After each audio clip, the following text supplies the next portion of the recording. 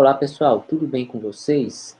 Hoje nós iremos ver as derivadas das principais funções. Quando nós juntarmos essas derivadas com as técnicas de derivação, nós vamos ter condições de derivar a maioria das funções analíticas existentes, só através de uma tabela de derivadas conhecidas e das técnicas para obter uma derivada a partir de outra. E aí nós vamos mostrar, então, as derivadas das principais funções na aula de hoje, né?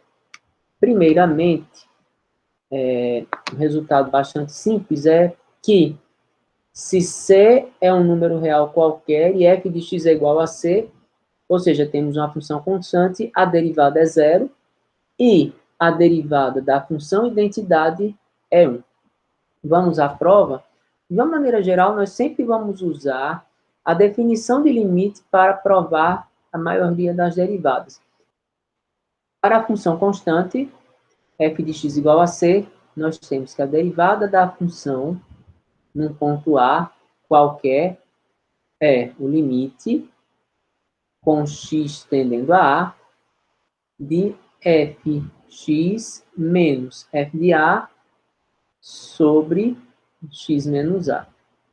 E aí, tanto f de x quanto f de c, quanto f de A valem c, então fica c menos c sobre x menos A, e vai dar zero. No caso da função identidade,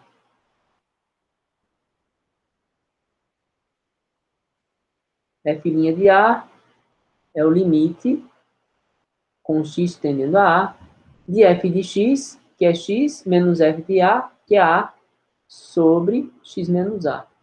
X menos A sobre x menos A dá 1, e o limite de 1 é igual a 1. Então, um resultado bem simples. Vamos ao próximo resultado. Sendo n um número racional, se a função for x elevado a n, a derivada vai ser n vezes x elevado a n menos 1. Que é o resultado que provavelmente o professor de física já deu para vocês, e agora a gente vai deduzir. Aliás, o professor de física geralmente vive de dar spoiler das aulas do professor de cálculo. Então, vamos lá a solução, né? Então, f' em um ponto A qualquer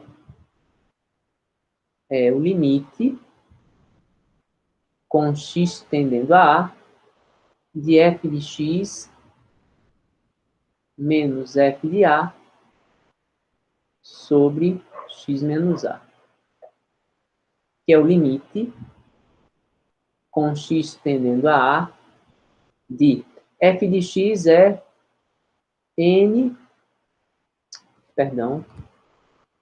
é x elevado a n menos a elevado a n sobre x menos a.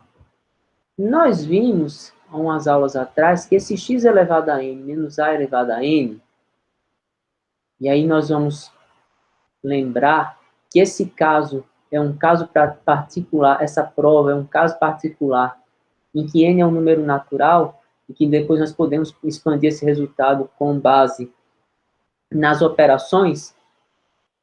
Se aqui é um número natural, eu posso escrever x a n menos a elevado a n como x menos a e multiplica x a n menos 1 mais x a n menos 2a mais x a n menos 3a ao quadrado, x a n menos 4a elevado à quarta, e assim por diante, até que nós chegamos em a elevado a n menos 1. Bom, aí nós podemos cortar esse x menos a, né? E ficamos com o quê? Ficamos com esse limite. Agora, se x tende a que vai acontecer com cada parcela aqui? Você vai ter um a elevado a n menos 1 aqui. Aqui vai ficar um a n menos 2 vezes a. Um a n menos 3 vezes a. Ou seja, você vai ter n parcelas, que são n termos que tem aqui, n parcelas com a elevado a n menos 1.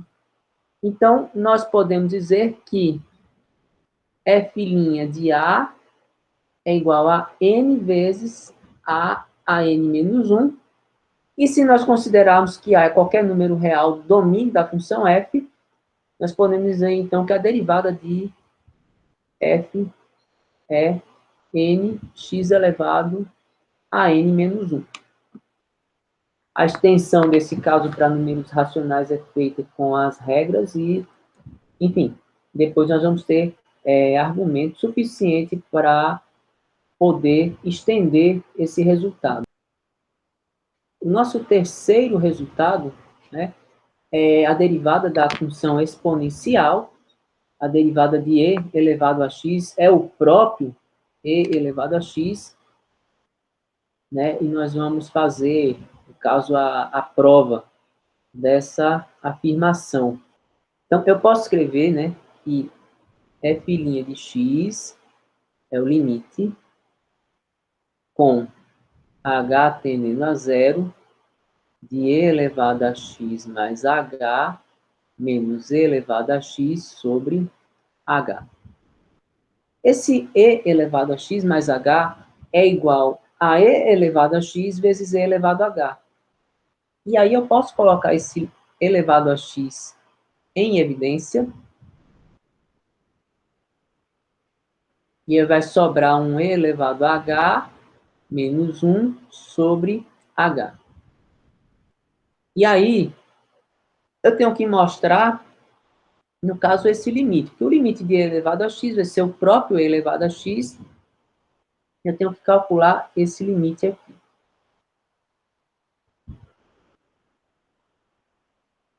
Vamos fazer uma substituição. Então, vamos calcular aqui o limite com h tendendo a zero de e elevado a h menos 1 sobre h. Se nós formos aplicar a substituição direta aí, nós vamos encontrar um zero sobre zero, é fato. Vamos fazer uma substituição. Eu vou chamar esse termo que está no numerador de u. Então, eu tenho que achar quanto equivale a h e o que acontece com o limite. Se eu isolar o h aqui, eu vou ter que e elevado a h é igual a u mais 1.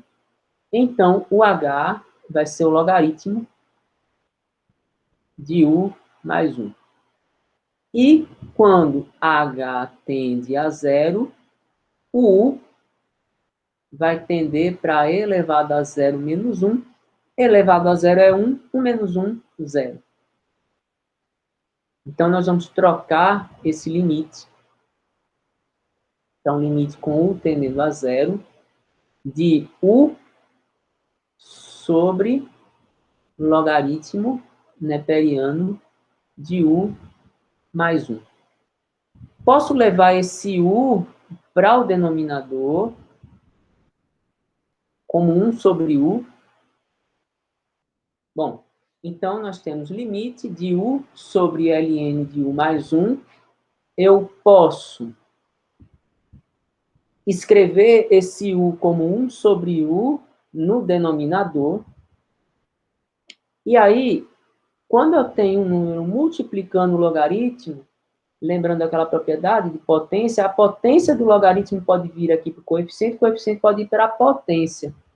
Então, eu tenho um limite com u tendendo a zero de 1 sobre o logaritmo neperiano de u mais 1 elevado a 1 sobre u. O que nós temos aqui? Nós temos um limite parecido com o limite exponencial fundamental, só que ele está trocado aqui.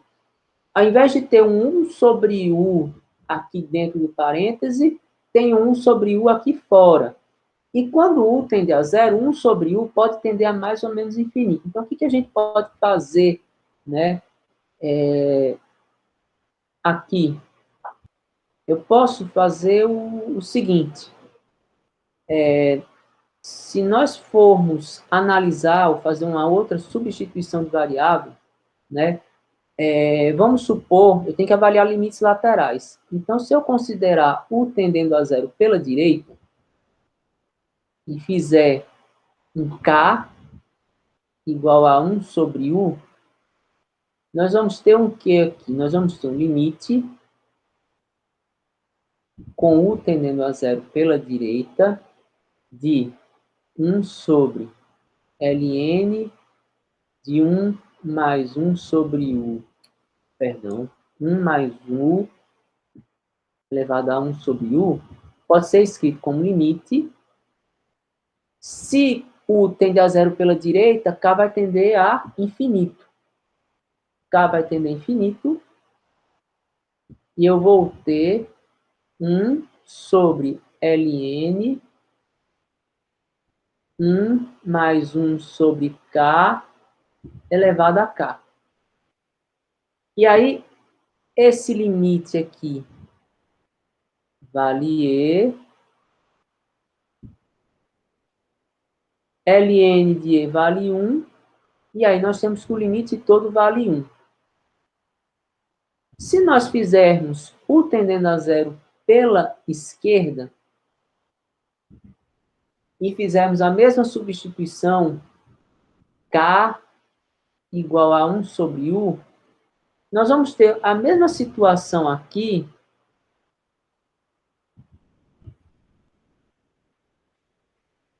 que nós tivemos na situação anterior, só que um limite exponencial fundamental com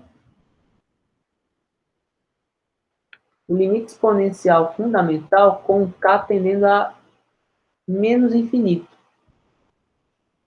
O limite com K tendendo a menos infinito de 1 sobre ln de 1 mais 1 sobre K elevado a K. E aí nós temos o mesmo resultado. Ou seja, seguindo esse... nós provamos, depois de duas mudanças em variável, que esse limite aqui inicialzinho aqui é 1, o limite de E elevado a H menos 1 sobre H, com H tendendo a zero, é 1, e que, portanto, f' de x é E elevado a x.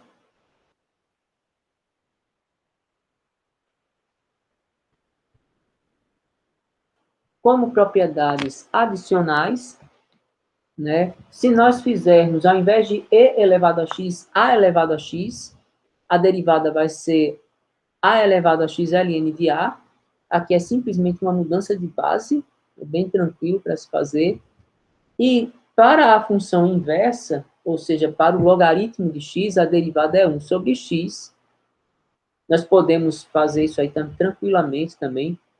Quando a gente for fazer a regra da cadeia, a gente vai falar em teorema da função inversa, a gente vai mostrar como é fácil resolver essa questão de inversão de resultados. E aí, por uma simples mudança de base, nós temos a derivada de um logaritmo de uma função qualquer, um logaritmo de qualquer base. Bom, agora nós vamos à derivada da função seno. Veja que a partir daqui, da função seno e da função cosseno, a derivada da função seno é o cosseno, a derivada do cosseno é menos seno, e aí, a partir da hora que a gente define elas, fica fácil definir as outras funções trigonométricas. Vamos fazer a dedução da derivada de seno de x. Então, quem vai ser a derivada? Vai ser o limite com h tendendo a zero de x mais h menos seno de x sobre h. Bom, e aí o que a gente tem que fazer? A gente tem que procurar uma forma de transformar isso aqui em alguma coisa do tipo seno de x sobre x. E para isso eu tenho que pegar esses dois resultados aqui e juntar. E aí nós temos as fórmulas de fatoração. Qualquer livro de trigonometria é fácil ver uma relação dessa. E essa relação aqui. A diferença entre senos é 2 seno A menos B sobre 2 cosseno de A mais B sobre 2. E se a gente aplicar essa relação, dá soma sobre 2. No caso é 2x mais H sobre 2. Sobre H. Bom, quando nós calculamos a derivada, né, a partir da fórmula, você vai ter 2 seno de A menos B sobre 2. Então, A é x mais H, B é x, então vai ficar A x mais H menos x sobre 2, que dá H sobre 2, cosseno de A mais B sobre 2, 2x mais H sobre 2. Sobre H. O que eu posso fazer aqui? Eu posso reescrever esse limite de forma a esse 2 ir para o denominador de H. Então, eu vou ficar com seno de H sobre 2 sobre H sobre 2 e cosseno de 2x mais H sobre 2. Quando a gente aplicar o limite, o que vai acontecer? O que vai acontecer? Esse daqui é o limite trigonométrico fundamental, que vale 1. E esse daqui, quando nós aplicarmos o limite, H vai a 0. Então, eu vou ficar com cosseno de 2x sobre 2, que dá cosseno de 2x. Então, prova-se dessa forma que a derivada do seno é cosseno.